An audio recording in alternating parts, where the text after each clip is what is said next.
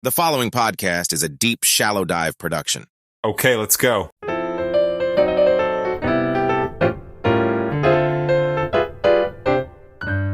Hey everybody, I am back and it's Ray Dustar here, and this is episode number 11 of the Deep Shallow Dive. We're gonna do another 712 episode today and try to keep it right around 10 minutes. Anyway, I'm gonna jump right into it. I'm starting to hit my stride with this. So I'm gonna jump right into it. So in the last episode, we talked about really how easy it is in today's day and age for people to, create their own fake news. And I'm not even talking about, the mainstream media stuff. I'm talking about people creating their own fake news, leveraging the AI tools, leveraging graphics, coming up with and making up sources and creating something that really looks legit and it gets you to click on it. Obviously, clickbait is a real thing, and they've tied their Google AdSense account to that. And basically, people are creating salacious, tantalizing headlines and stories that get you to click on it. And if you start paying attention, you'll start seeing that more and more. And so, again, as we talked yesterday, that's a problem. So today I want to focus on another problem. And this is real news, actually. And what I want to talk about is just how different the coverage is on the same exact topic from the right to the left, and then even in the center. And so I'm going to use several examples of current news, and I'm going to point out just how different the coverage is. So really, depending on where you get your news from, you're getting that slant. I mean, seriously, give that some thought. Depending on where you get your news from, that's going to be the version that you think is the truth. And I think once I give you some of these examples, this concept will become more and more apparent. And again, this is something that I truly think as we move into the balance of this year and then definitely moving into the election, I want you guys to be aware of this and, looking at different sources, real sources actually, and seeing how they cover something. And I'll jump into some examples here now. Okay, so let's start with the Burning Man example from yesterday. So the Burning Man festival flooding sparks rumors, misinformation. That's the top line headline. So from the right, and this is the Washington Examiner, it says, Burning Man lifts lockdowns as thousands of concert goers begin exodus from Nevada desert. Okay, here is from the left, the Associated Press. Burning Man flooding triggers false claims of Ebola breakout, national emergency, in quotes. Wow, that's significantly different. And then here's from the center from Newsweek. It says, is FEMA at Burning Man? Virus outbreak conspiracy theory spreads online. Wow, that's surprising. That's from the center. That sounds like far left to me. But think about that. That is the same event, and you've got three completely different coverage, headlines, and articles. I went through and read each of those articles, and they basically reinforce, the headline. So think about how drastically different that coverage was. So if you're somebody gets your news from that Associated Press, which is sort of left, center, you're going to be like, oh my God, this is a national emergency. If you're somebody on the right that reads the Washington Examiner every morning, you're going to think, okay, interesting. Looks like a bunch of people got stuck. Burning Man's goofy anyway. Serves them right. No, I'm just kidding. And then if you're in the center, although, God, this one does not feel center from Newsweek, where it says, is FEMA at Burning Man, virus outbreak, conspiracy theory spreads online. I will say when I looked on YouTube and then TikTok and even in some Instagram Reels, there was a lot of stuff that talked about, this is the beginning of another outbreak. This is the beginning of, COVID-24, things like that. But again, I attribute a lot of that as people trying to get views. They're trying to get eyeballs. They're trying to get something and create something to go viral. All right, this second example is a little more subtle, but I wanted to share it because it also hits on something that I'm going to cover over the next week or so. But it's about First Lady Jill Biden and getting COVID. So here is the headline from Reuters, which again, Reuters is considered center. It says, Jill Biden positive for COVID. President Biden tests negative, White House says. Okay, that's pretty center, no problem. From the right, this is Fox News Online. First Lady Jill Biden tests positive for COVID-19 for second time. I feel like the for second time was kind of like the dig there. And then from the left, it just says, and this is ABC News Online, it says, First Lady Jill Biden tests positive for COVID.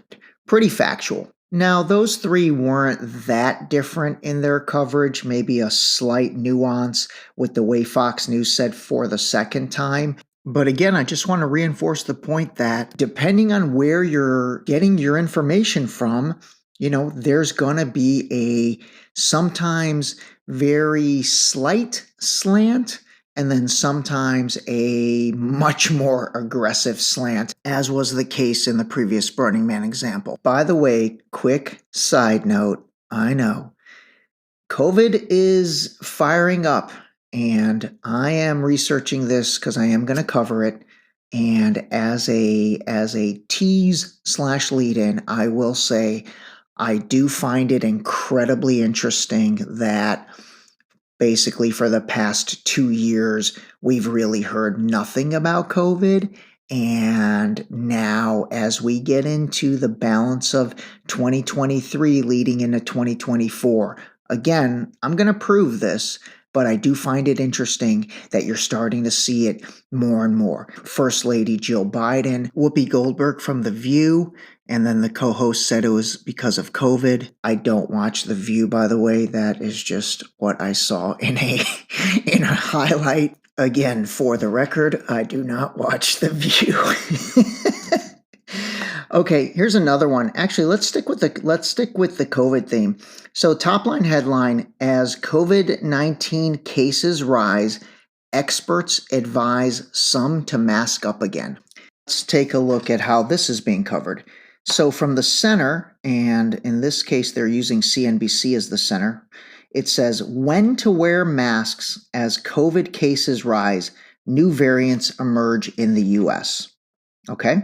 From the left, and this is CNN, it says, what precautions should people take for Labor Day and back to school? A doctor explains.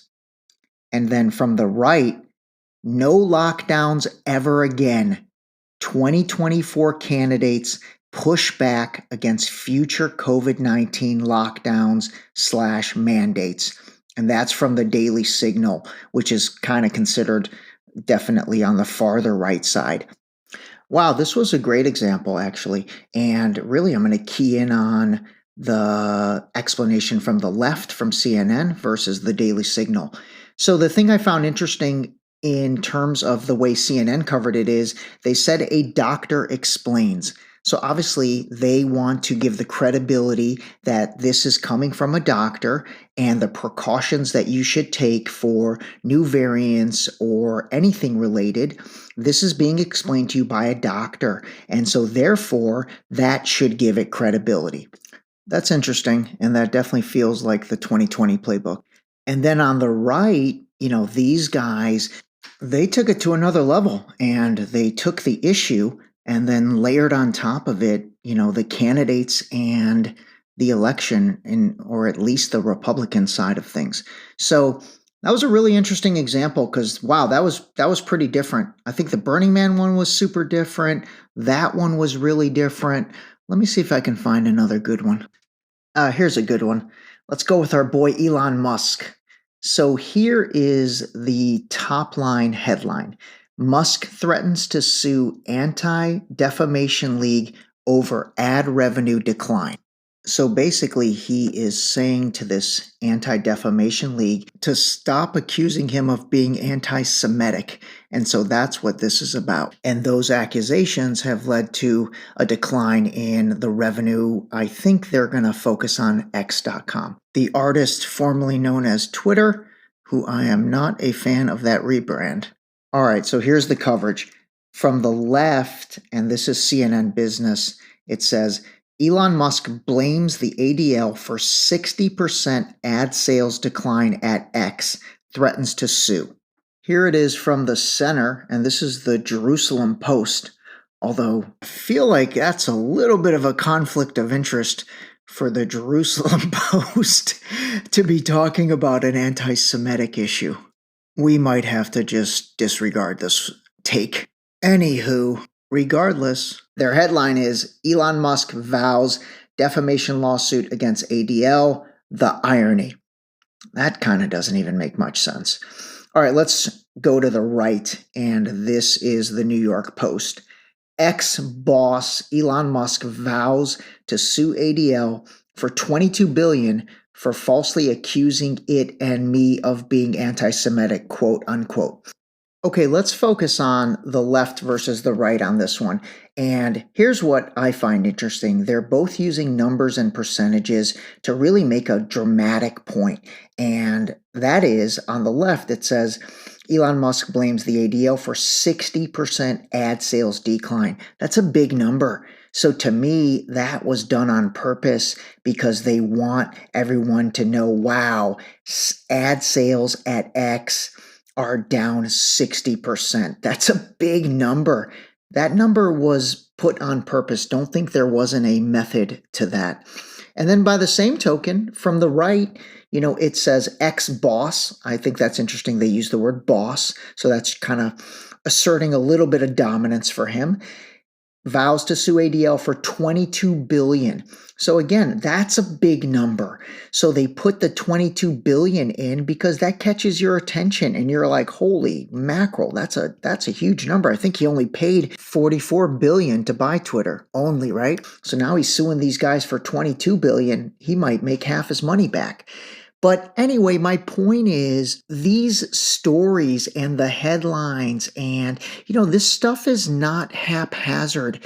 This stuff is very well thought out and it's calculated. These are written this way with an agenda. Hopefully, we covered 4 examples and I could keep going, but I'm not going to because again, I just wanted to start this conversation because we're going to come back to this several times and help you understand that, it's different coverage from different outlets.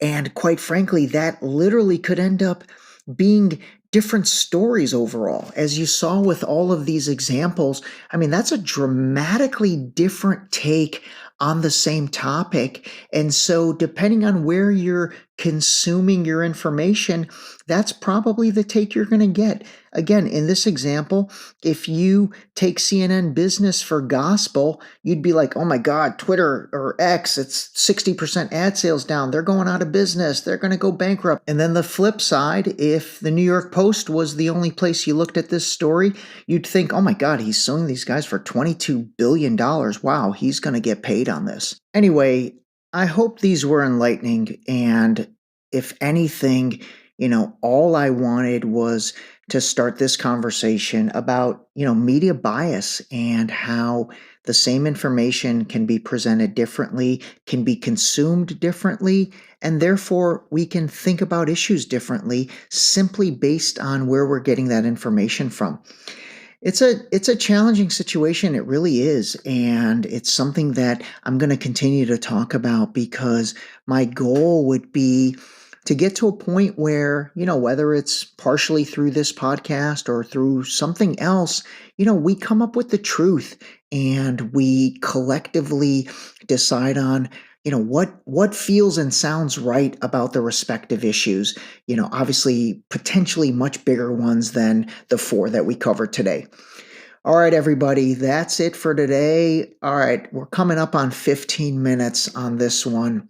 So this will fall under a deep shallow dive. I've kind of made that unofficial rule with myself. If it's over 15 minutes, I'll actually lump it as a DSD versus the 712 or the new segment, the bonus segments. I'm actually going to stick with that. I've tested it a few times and I got a really good response.